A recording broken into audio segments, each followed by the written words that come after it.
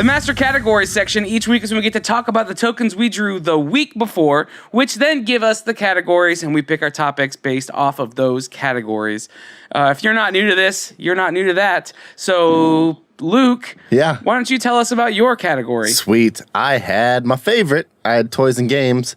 So in the Around the Table, you talked about Armada, and one of the main things in Armada is people are playing this game, Terra Firma and Armada. I couldn't remember what there's a game I'm going to be playing tomorrow called Terraforming Mars that I'm really excited about. And I keep getting that confused with Terra Firma from Armada because I was just talking about Armada to somebody yesterday. So anyway, very long explanation on why I messed that up.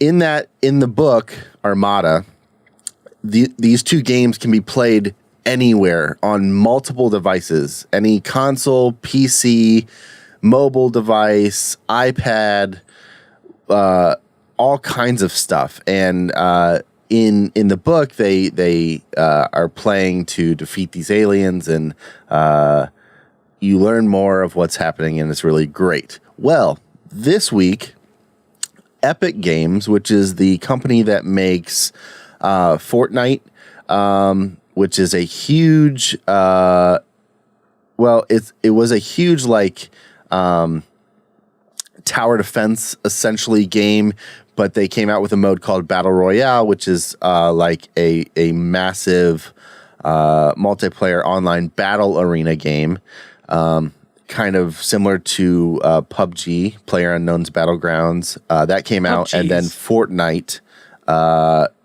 developed Battle Royale, and that is now the most popular game ever. It is breaking all kinds of records. Epic Games, they also did Paragon, which I talked about a while ago. They're actually shutting Paragon down in April because Fortnite is so popular. They also make Unreal Engine, which is the engine that all of those games run on, and a lot of other games run on. So the key with that is they announced that Fortnite Battle Royale is going to go to mobile. This is huge because it's the same game, no difference in quality. So this is what they're saying anyway. No difference in quality, no difference in connection. Already on PC and consoles, PlayStation 4, Xbox One, PC, Mac, you can play with anybody on any device. So if I'm on my PC, I can play with somebody on PS4 and another friend on Xbox, and we can all play together. Really? Yeah, very short matchmaking. It's cross play, cross progression. Everything is shared no matter where you're accessing the game from. And now with mobile, you're going to be able to do that even more. So it made me instantly think back to Armada in the book, because you're playing this game anywhere you want. You can jump in and play this game. And this is to me, this is the first step in the next future of video games. Because up until now, already with Paragon and Fortnite, they were doing the crossplay, which is any device or console doesn't matter. You can play with your friends no matter what console you have, which is huge. That's hasn't been done very much up until now consistently. Which doesn't make sense because it seems like that'd be really easy once you're hitting like a centralized server. Why does it matter?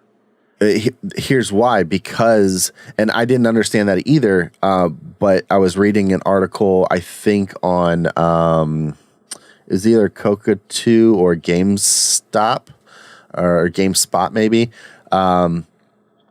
that because Epic created Unreal Engine, which is the engine that the game is built upon, the shell that is built upon, they are able to, they know how to program the game to access every device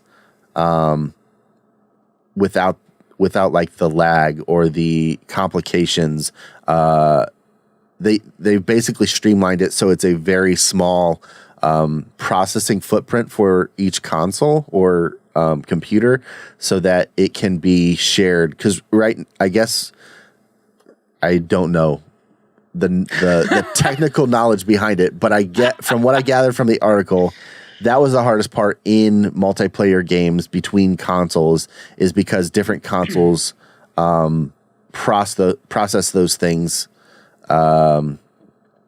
differently. So do you play Fortnite?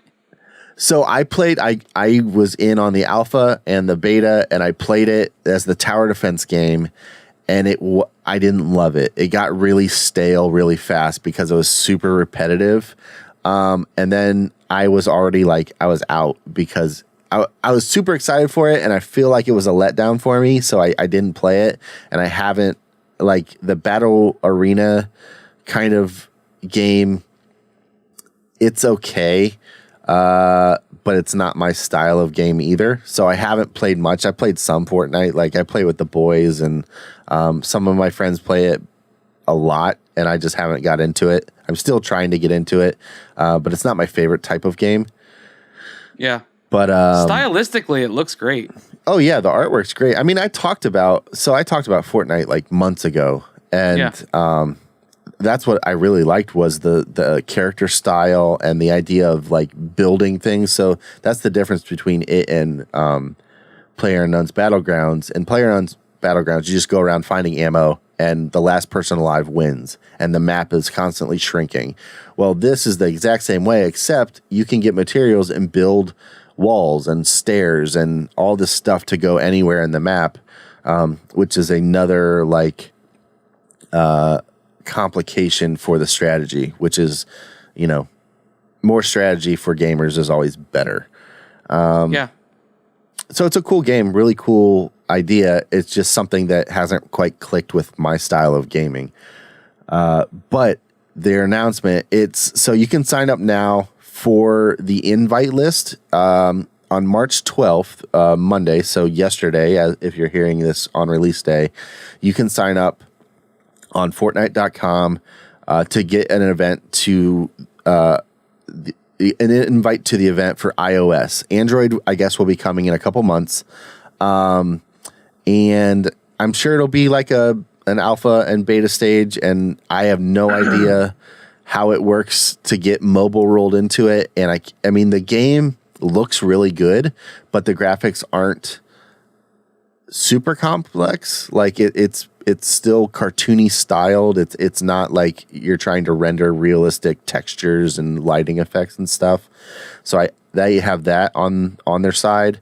But man, it's exciting to see a full console experience coming to mobile without degrading the gameplay. That's their biggest thing they're saying is their gameplay. It's going to be the exact same game no matter where you're playing. That's huge, I think, for video games right now. So yeah, I'm excited. Absolutely. All right. That's it. Who you tossing it to? I'll say Andrew. Okay, so I have TV and film this week, and there's a movie that I've been seeing that I've been seeing previews for at the Alamo that's been intriguing to me, and it finally came out this week, so I went and saw it. It's called Thoroughbreds, and it's won several, been highly sought after by the critics at different festivals and things, but it is quickly becoming known as the Anton Yelchin's last film. So the Star Trek star who died tragically. Was it last year or the year before? 2000. It's 2 years ago, I think. I think it was 2 years ago. Yeah. But this is his last film, and so it's about. I'll read you the description, and then I'll tell you about the film because it's interesting. Childhood friends Lily and Amanda reconnect in suburban Connecticut after years of growing apart. Lily has turned into a polished, upper-class teenager with a fancy boarding school on her transcript and a coveted internship on her resume. Amanda has developed a sharp wit and her own particular attitude, but all in the process of becoming a social outcast. Though they initially seem completely at odds, the pair bond over Lily's contempt for her oppressive stepfather, Mark, and as their friendship grows, they begin to bring out one another's most destructive tendencies. So that's what the movie is described as. Sounds Here's fun. Here's what the movie is. It's a dark comedy. It's described. It's not like actually in the dark comedy genre, but that's what the movie actually is. It's in the genre of drama, mystery, and suspense. But there are certainly nods to the dark comedy. So the actor playing Amanda, you would probably know her from Bates Motel. She plays Norman Bates' girlfriend, who then turns into Norman's brother's wife. If you've watched the show, you know what that means. But she plays this just real, almost Daria-esque character who she describes herself as not being able to feel any emotions. And so anything that she expresses is all an act. She has to muster it up and put it on because she doesn't feel anything. It's called Thoroughbreds because you find out early in the movie that she becomes this social pariah because she put down her own horse, who was a thoroughbred, who got injured. As the movie progresses, you find out what happened and why it happened and all these other things, but there's like this mystery surrounding why she killed her horse and all these different things. As the facade of this like upper class teenage girl starts to break down and you start to realize that she isn't a happy rich girl, she's sad and depressed and these things. The intermingling between characters is astounding. So here's what's great about this movie. It's written and directed by, oh my gosh, I just blanked on his name. Corey Finley. And the whole thing plays like a theater of the mind, if that makes any sense. So lots of things I'll explain it. Lots of things transpire that are happening, but you never see them. You never see the gruesome things that happen in this film. You never see various things going on. They set it up and it's going to happen and it's happening presently. But like if something bad is happening, it's happening off screen and like the camera shot will stay fixed to a character who's like just sitting there. You know what I mean? And it's done in the most masterful way. And the acting is great. There's only like 5 main actors in the whole film. Very, very little interaction with any secondary characters. It's kind of these 5 main characters and that's it.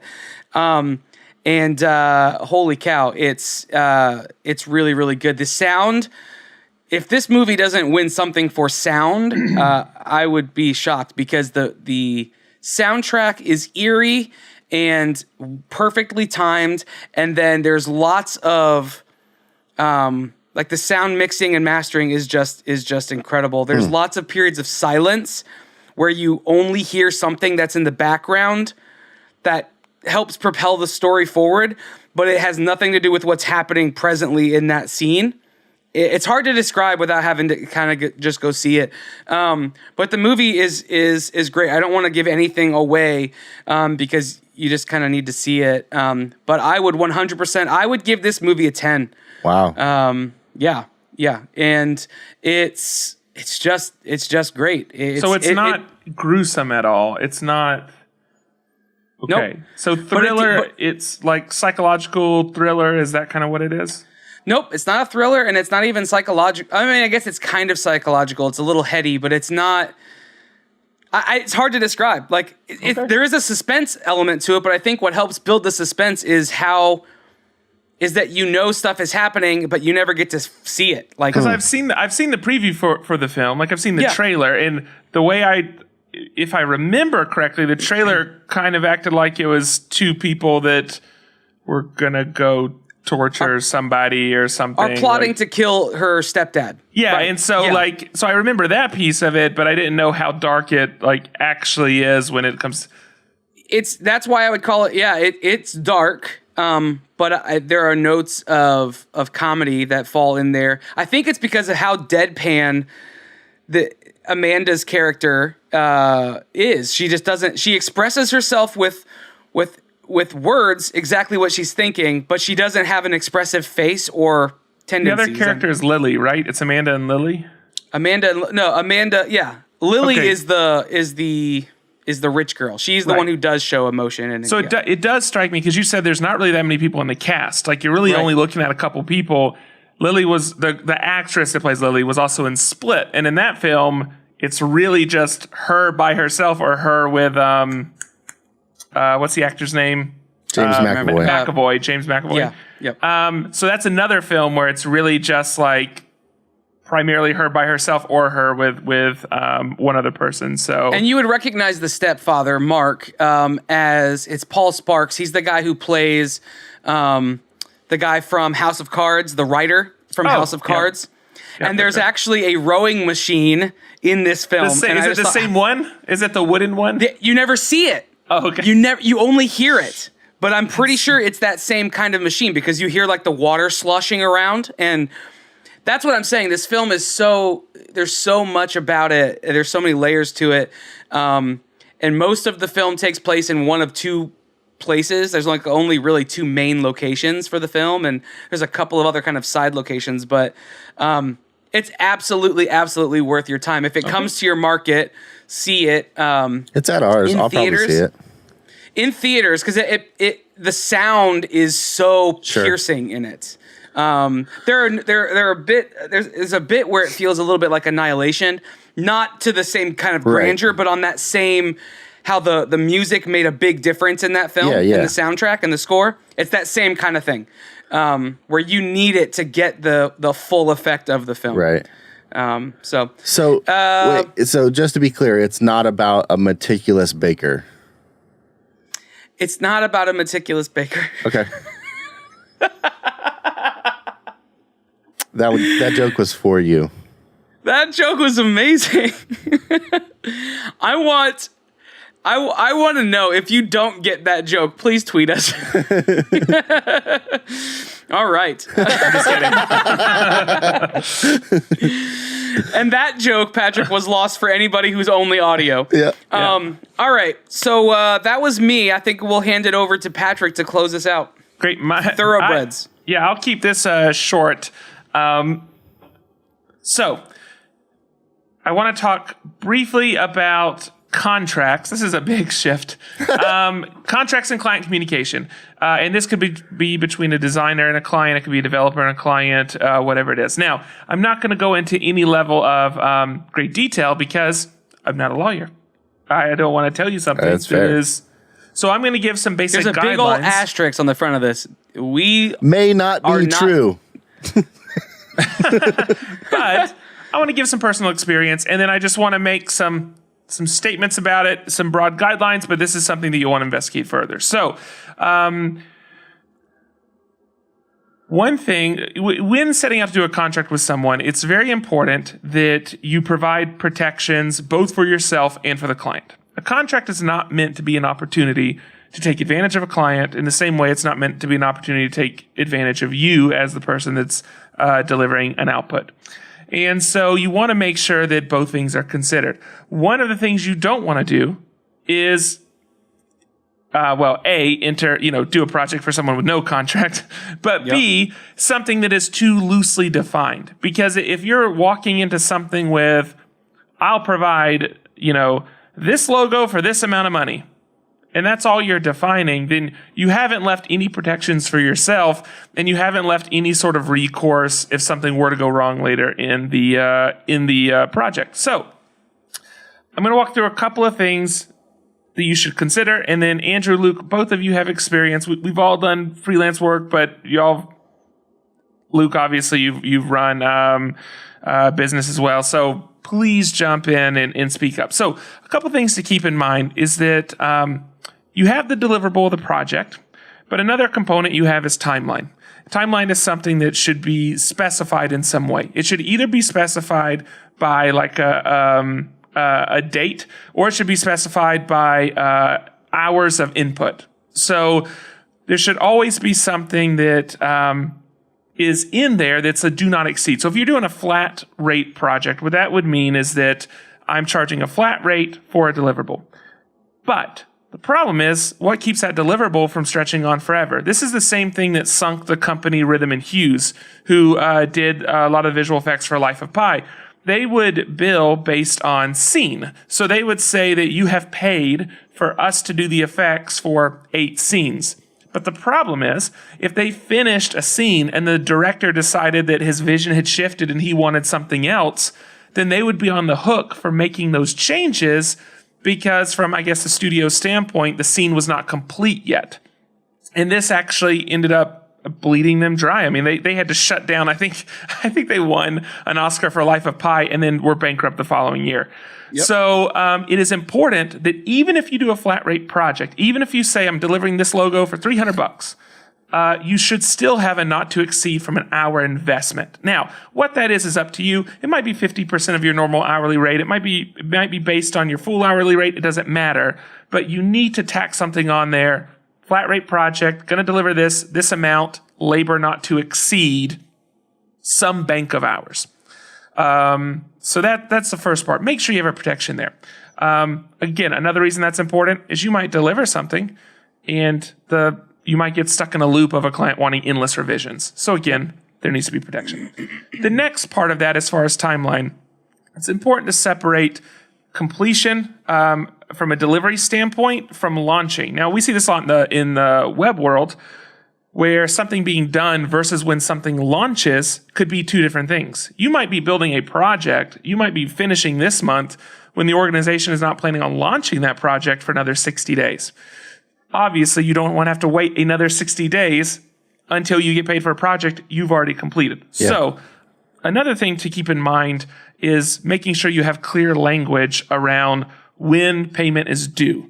Is it due upon handing over an asset? Is it due upon something launching? Is it due upon whatever? Make sure there's clear language about that. A next piece, if you're doing a project that you're actually billing like real hours, okay. Typically what you would see, so I'll tell you a typical scenario and then ultimately it's up to you. And any of this, let me say, is it's up to your relationship with the person and feel things out and what you want to do. But what would be typical would be either you see a 50-50 a lot and you see a 50-25-25 a lot. And I've talked about one of the other ones before. But the idea is that you get 50% down before you start the project. So money should be in your hand before you touch anything. At that point, you would begin work. And then some people on completion ask for another 50. Some people will have milestones in the project where they'll ask for another payment. One thing that the organization that I'm a part of does, it's 50 down in most cases. But then that gets billed against as though it's, we're holding, but we're billing against that amount. Well, once we exceed 50%, then just every 2 weeks, we just bill you for whatever the hour usage is at that point. And so you're not having to wait. You're not having to work another month and then get another 50%. They're paying as they go. You're just getting the first 50 up front and then billing against that account. And then it goes back to just billing, a twice a month type thing. Again, that's all of that stuff as far as if you do 50-50, 50-25-25, if you do 10 payments, that's up to you what you want to do. But keep in mind... It's clarifying. Clarify it. You should get something up front. You should know that they have made a commitment to you, that they are going to, it's a great sign that they're going to, or I should say it's an indicator that they might intend to follow through with their contract. So you should get something up front. But beyond that, how you actually finish and how you actually structure that is up to you. Now, I do want to make a note.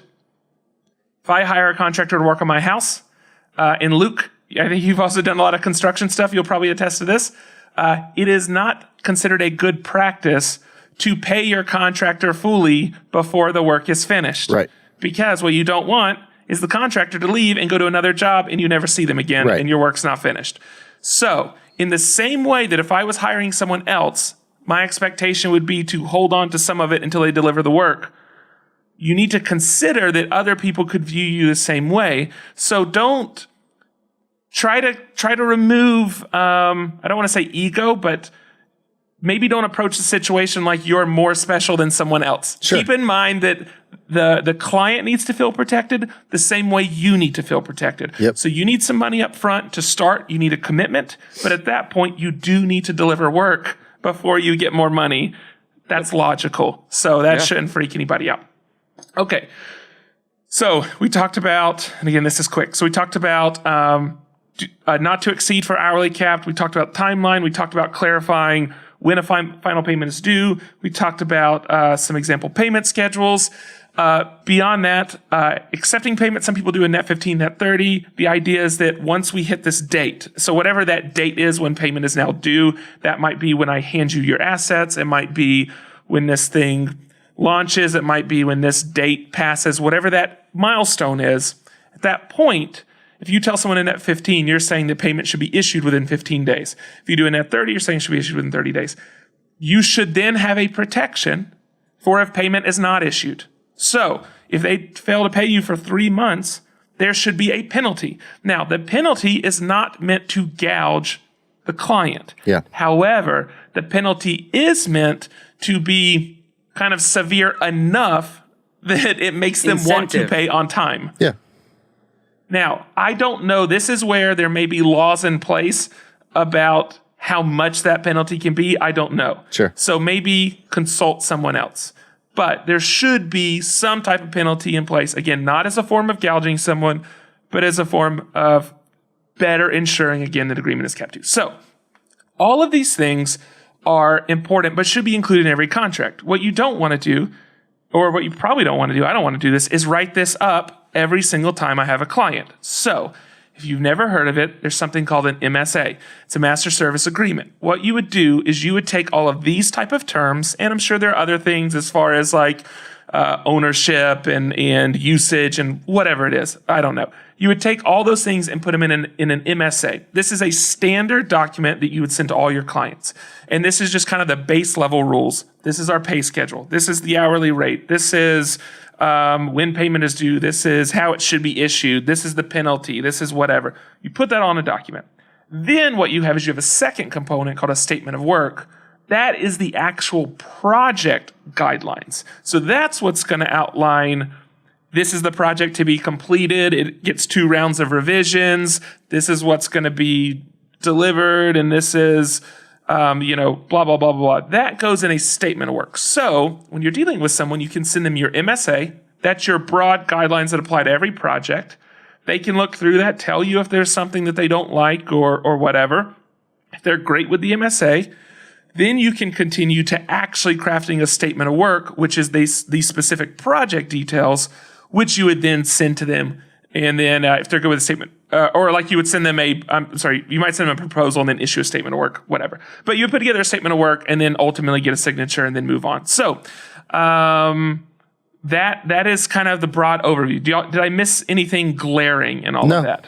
I don't think so. No, I think it's really good. Yeah. Okay, great. So on that note, this counts as legally binding. So you can take this episode. If anything goes wrong, you can take this episode and hold Patrick directly responsible. But on that note, it's about 12 minutes of my time. So everyone that listens to this episode owes me. You're billing, yeah, for 12 minutes of my time. So just go to patreon.com/M of1 podcast. Go and send it in. Okay. So this was a joke. Last thing that I do want to make a note. Be nice to your clients. Remove ego. Assume the best. Stay positive. At the same time, be direct. Say what you need to get. If a client does not want to agree to something, like if they don't want to agree to an MSA or they want to cut pieces out of it, or they are slow to send it, or they know you want payment up front, but I'll just be a little bit late, but I really need to get started, then these are all flags that maybe you just don't want to work with this client. So anybody, and I do, nearly anybody, maybe there's an exception, that is been around this world, that has dealt with this before, that is reasonable, will have no problems with any of this. This is all very, very logical, very standard stuff. You don't have to be aggressive about it. You don't have to be mean about it. You don't have to do all like pay me sucker crap. Just, this is it.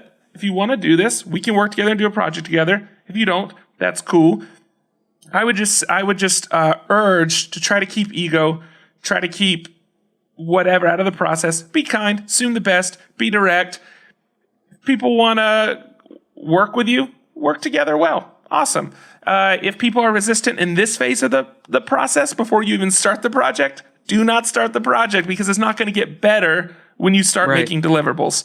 And then at that point, once you get through the project, if someone does fail to pay you, at least initially, like let's say they miss it on like a net 30 or something, assume that the email got lost or assume that the whatever got lost. Be kind when you reach back out, and then go from there and whatever. There can be a whole other segment about collecting. If it happens 40 times in a row, that's the beginnings of a red flag. If they haven't paid you in 4 years, they don't value you as a person. You don't value you as a person. I see so much like really aggressive communication, and it's just like, man, it's cool. Just be, get rid of ambiguity, be direct, and work with the people that work, like, again, the people that want to jump in and are easy in the beginning, and I just said all of this backwards. Let me flip that. I feel bad for anyone listening whose name is Amber Guity, because it does sound like you're saying to just get rid of her. Get rid of ambiguity for sure. No, but I was going to say, the point is, if you to flip that, if you have problems at this phase, then the project's not going to go well. So this also helps to weed out that type of stuff as well. So use judgment, use all those things. This isn't legally binding, but there's some general guidelines. Go learn more from other people. Thanks. And continue the conversation on Slack. Speaking of Slack, go to mofonepodcast.com/Slack to join the conversation in there. Stuff like this happens all the time. We get to share work. We get to have lots of fun in there. There's almost 300 professionals in there and creatives, and it's just great. It's a good time. It is. If you're watching this on... Hold on. So can I go back to what Patrick was talking about just for 1 second? There's one piece that I had already started the end. It's fine. Don't worry about it. People will be okay. There's one piece that, at least for my experience, was a hard thing to get to, but has made a huge difference in these conversations with clients, is having them in either one of the first meetings. So talking about this, like, you're going to send a document, you're going to send your MSA, but you need to talk about that with them before you send it, and when you're talking about the project, and say, hey, this is, just so you know, this is kind of normally how we work, or how I work. How do you guys usually do billing? And get that information very just open, just gathering information, and just make it a conversation before you send that. So it's not, I don't, I talk about money before I send a contract, or talk about those terms, so they aren't caught off guard. You don't want to just talk about the project and then all of a sudden, hey, I need you to sign this before I can start. Because some people, like Patrick said, generally, most people will be very familiar with some sort of contract. But if they're not, if you don't address any of that and you just send them a contract, then people get apprehension. So in those conversations, those initial conversations, even if it's a new client, push past any uncomfortableness or anything that you might have, and talk about that stuff, because that is a way to at least get them ready for it, and to know for yourself, are they even ready to work with somebody like me? I mean, two things from that. Having the conversation beforehand, I think, is great. Because then if you find out, well, I normally send a net 15, but this company normally does a net 30. Right. Or you might, in talking to them, they go, well, maybe it's a larger project, and they go, well, 50% down, it'd work better for me if I could do 4 payments. Sure. Or something like that. Yep. And that's fine. There's nothing wrong with that. So you don't have to, like, whatever you set, you don't have to feel inflexible. So having that conversation, being able to parlay that might shift slightly your approach, which is great.